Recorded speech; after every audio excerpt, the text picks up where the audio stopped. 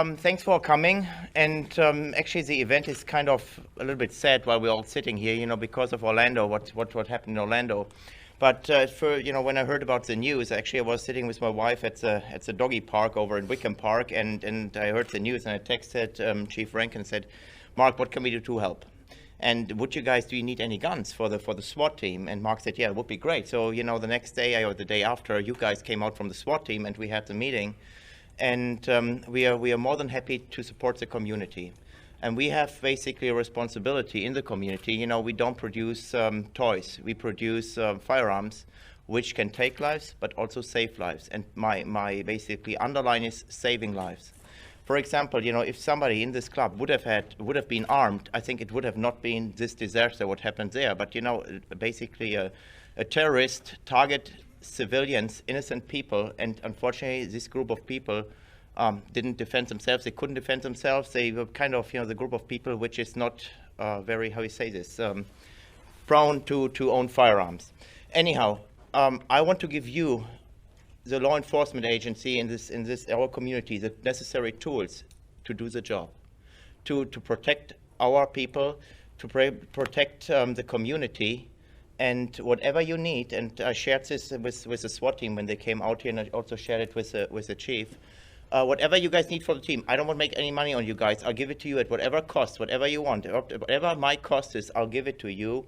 And, we want to support the community. And as a sign of our appreciation for the job you're doing, I donate today 5 of these AR-15 rifles we manufacture here in-house. They basically have a 15-inch key mod, free float, so the accuracy should be very good. And please let me know, your experience with the guns when you go out to the range, shoot them, and whatever we can do to improve them. We're here, we make them. So your input is always appreciated. And again, I want to thank the chief for the great job he's doing for our community, the mayor, and the city manager. So, a dear friend of mine. So thank you so much for all you do. Thank you. And again, thanks you all for coming. But also let me just, mention a few names here of people who came here today. So Rob Medina represents Congressman Posey.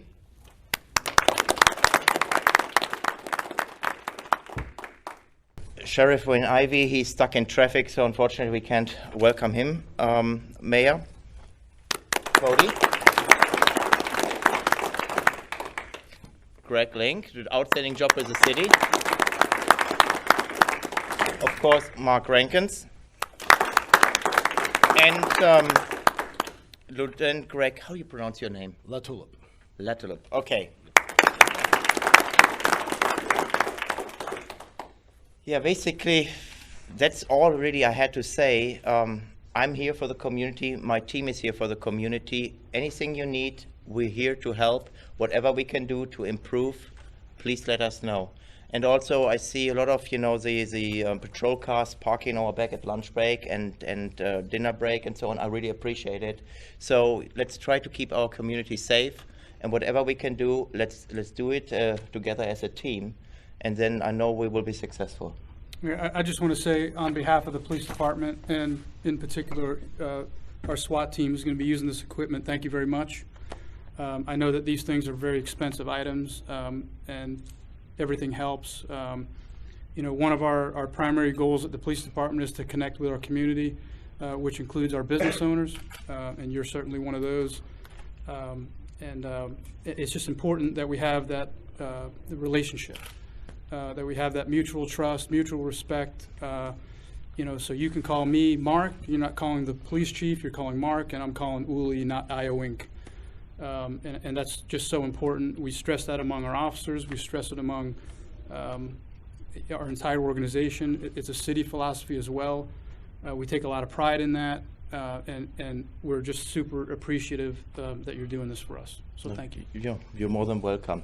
Oh, I forgot one thing. During the meeting with the SWAT team, basically we learned that you guys don't have an armored vehicle, really, a practical armored vehicle. And what we're launching basically today with this event is basically a public fundraiser. We go to the communities, and maybe the businesses like Harris and so on, they can also donate some funds to get you the tool you need, an armored vehicle. And Mike, what is this model you looked at? Bearcat? The Lenko Bearcat, that's what you guys want, right? Yes, sir. Okay, so we start out official campaign now to fund a fundraiser to get you these tools, and maybe the city has some money or whatever, maybe the county as well, to get you the tool you need to keep us all safe. Appreciate Appreciate it. it. Thank you very much. Really, from City Council, we want to say thank you very much.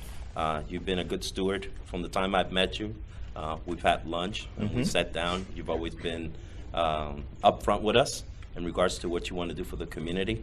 I remember that we discussed arms, and at the time people were kind of like, oh, guns, guns, guns. But I think that if people get to meet you and know you like I do, you are a good community partner. Thank you. Okay, and you asked for the fire chief and the police chief to come here and visit your facilities, and you always wanted to be out front with what you do here, and I think I have to commend you for that. Thank you. And even today, and what you're doing for our police officers, not only for them to have the equipment, but to also make this community safe. So thank you. Thank you, Mr. Mayor.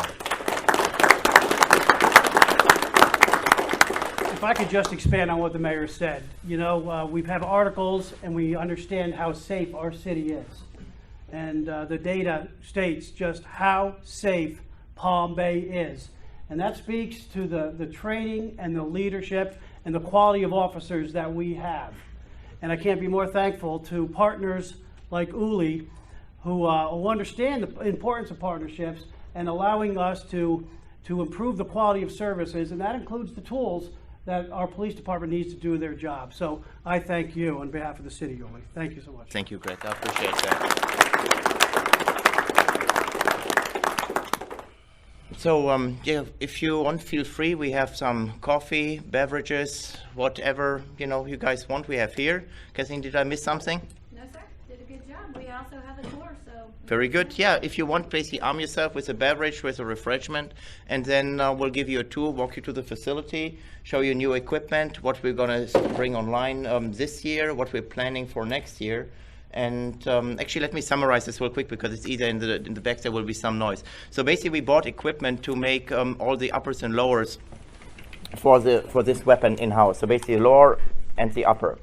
Right now, we're using some vendors, but with the difficulty in getting parts, I said, forget about this. We'll make it in-house. So you will see the machines which are going to create the upper and lower receiver. Also with the barrels, you know how it is with barrels. Get a good accuracy barrel.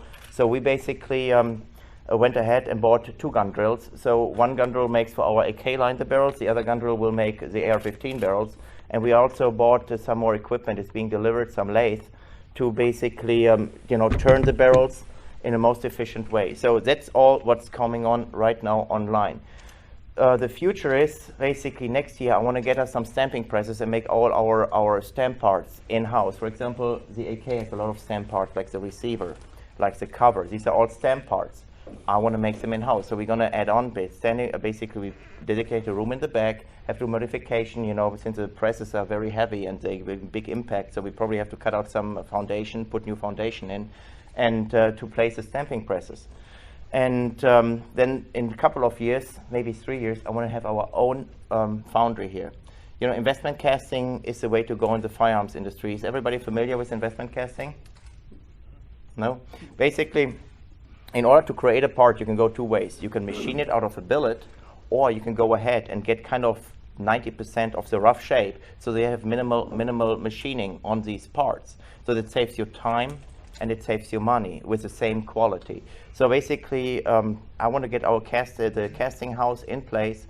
So that's probably another $1 million or over $1 million investment, and it probably will need about another 10 people to operate that. So you see, there's a lot of investment I will put in here into this facility and into the community. But once we have everything in this building, we're completely self-sufficient, and that's my goal, to have everything here. And like I said, if you folks need anything, we're here for you. Thank you.